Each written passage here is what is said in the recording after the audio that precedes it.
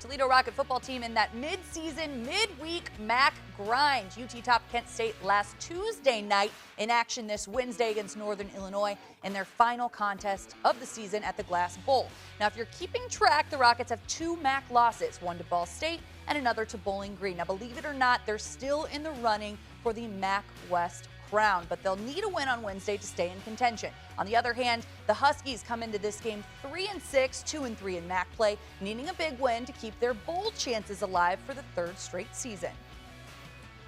We're a week-to-week deal here. You know, our goal last week was to go 1-0. You know, obviously this week the goal remains the same. You know, we're still a work in progress ourselves. For us to sit around and worry about what everybody else is doing and what it looks like if whatever team loses or whatever team wins or whatever team doesn't do what they're supposed to do, for us to do that is crazy.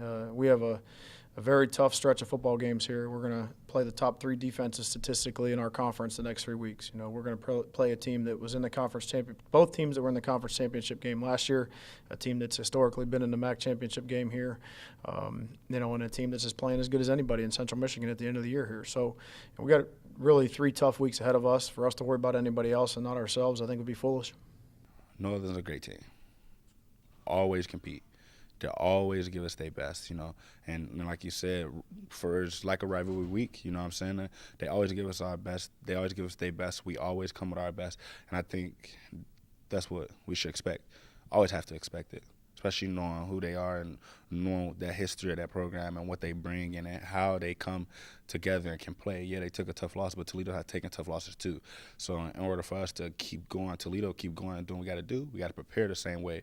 We got to look at things the same way. We got to make sure we're doing the same things and not feed into what NIU possibly got going on and thinking about what NIU got to do this week or how they going to think about getting back on the road and making sure that they get a win. No, we just got to worry about Toledo and worry about what Toledo got to do and make sure that we're going to be all good for this weekend, Wednesday at 8 p.m.